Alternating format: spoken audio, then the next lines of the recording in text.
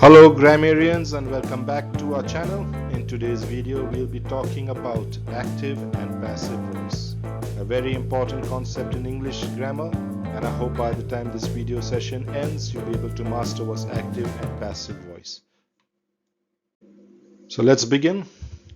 Today we're going to explore how verbs can change their forms to indicate whether the subject is performing or receiving the action.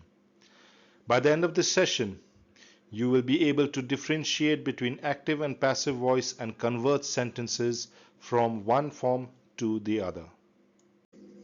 Let's start by understanding the concept of voice. Voice refers to the form a verb takes to indicate whether the subject is performing or receiving the action. There are two types: active voice, where the subject performs the action, and passive voice, where the subject receives the action.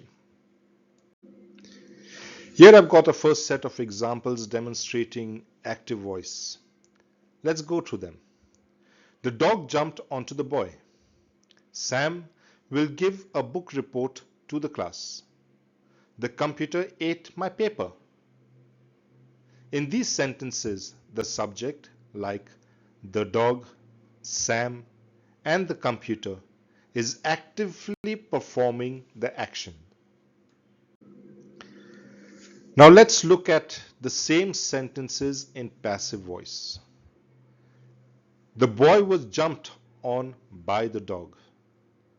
The book report will be given by Sam to the class. My paper was eaten by the computer. In these examples, the subject is no longer the doer, but instead is being acted upon. So here's another example where I've got a sentence for you, and the sentence is an active voice. Why is it an active voice?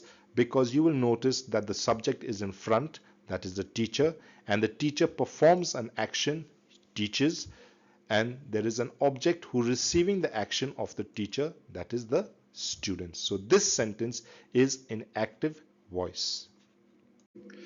So let's have a look at another sentence very similar to the sentence we just had.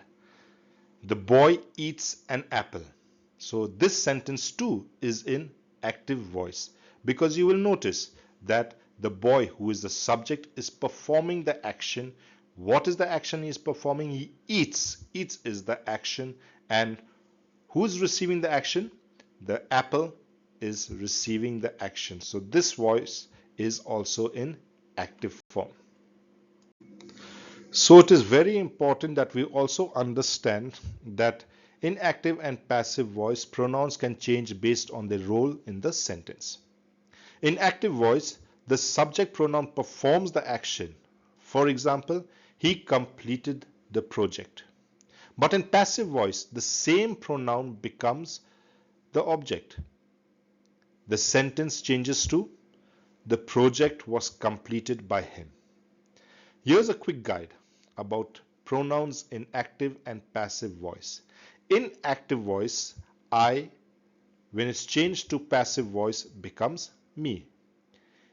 He is written in active voice. In passive voice, he will turn into him. She becomes her. We becomes us.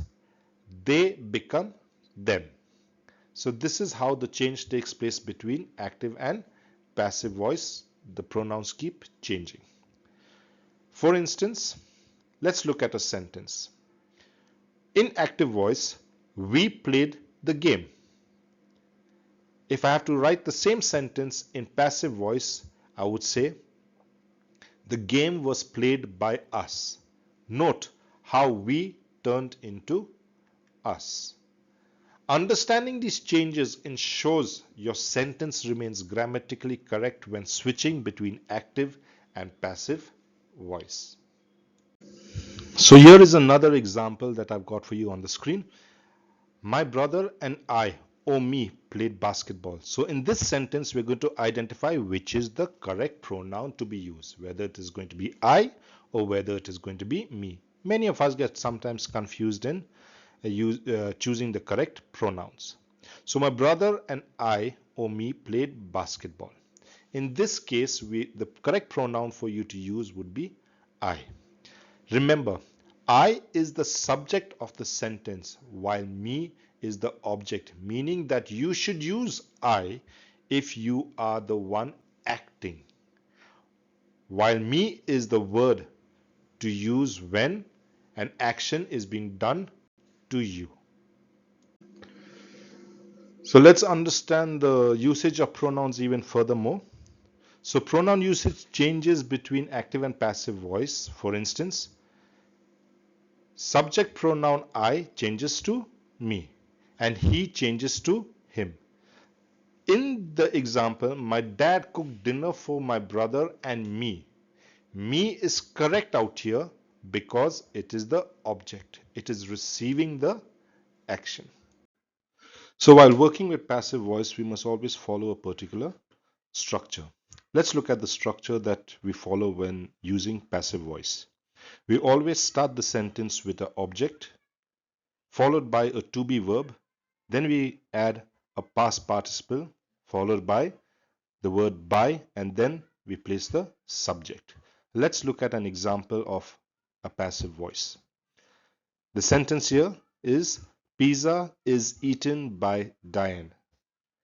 In this case, you will notice that the object, which was pizza, has come in front of the to be verb is, and there is a past participle eaten, and then we have the word by, and then the subject, which was usually placed in front to show that Diane is performing the action, is now being placed at the end of the sentence, showing that she is receiving the action.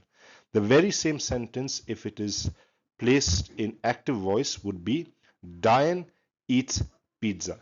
So here you see the subject is now placed in front of the verb eats, and the pizza, which is the object, is now placed at the end of the sentence. So this is how active voice and passive voice is differentiated and written. So now that we've come a long way in active and passive voice, let's go through a few more examples that show us how to change active voice to passive voice or passive voice into active voice.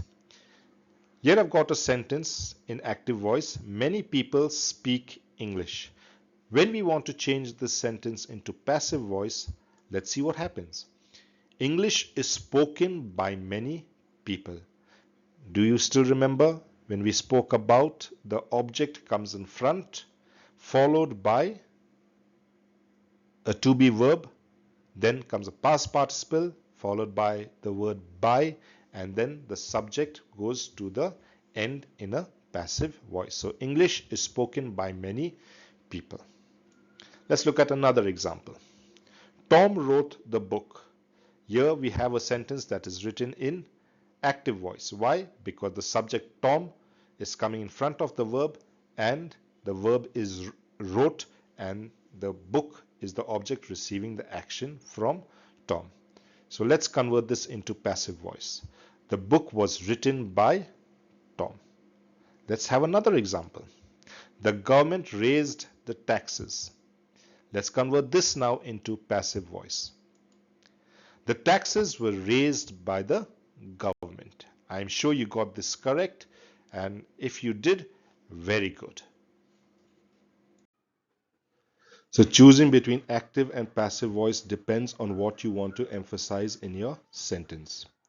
Use active voice when clarity and conciseness are important. For example, the chef cooked a delicious meal. This sentence is direct and clearly shows who performed the action.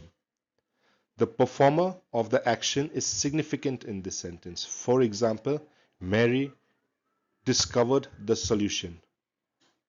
Here, Mary's role is important, so active voice is the best choice that you should take. On the other hand, use passive voice when the action matters more than the doer. For example, the bridge was built in 1883. Or you should use passive voice when the subject is unknown or irrelevant. Like in the sentence, the door was left open. And finally, here's the steps that we need to follow to convert active voice to passive voice. First of all, you have to identify the object of the active sentence. Make it the subject of a passive sentence. That means the object of the active sentence now becomes the subject of the passive sentence. Use appropriate form of to be. Add a past participle of the main verb, and optionally you can add by followed by the subject of the active sentence. For example, the manager reviewed the report. This would be in active form. If you have to write the same thing in passive form, the report was reviewed by the manager. Thank you so much. Now it's your turn to practice. Practice converting sentences between active and passive voice using the tips and examples we've covered. Remember, understanding when to use each voice can significantly enhance your communication skills. That wraps up the lesson on active and passive voice. I hope you now have a clearer understanding on how these two forms work, when to use them, and how to transform sentences between the two. Remember, active voice adds clarity and impact to your writing, while passive voice can be helpful when the focus is on the action itself. If you found this video helpful, don't forget to give it a thumbs up, share it with your friends, and subscribe to the channel for more grammar tips and language lessons. And if you have any questions or need further clarifications, feel free to drop them in the comment below. Thank you for watching, and I'll see you in the next video. Keep practicing and improving your skills. Bye for now. See you.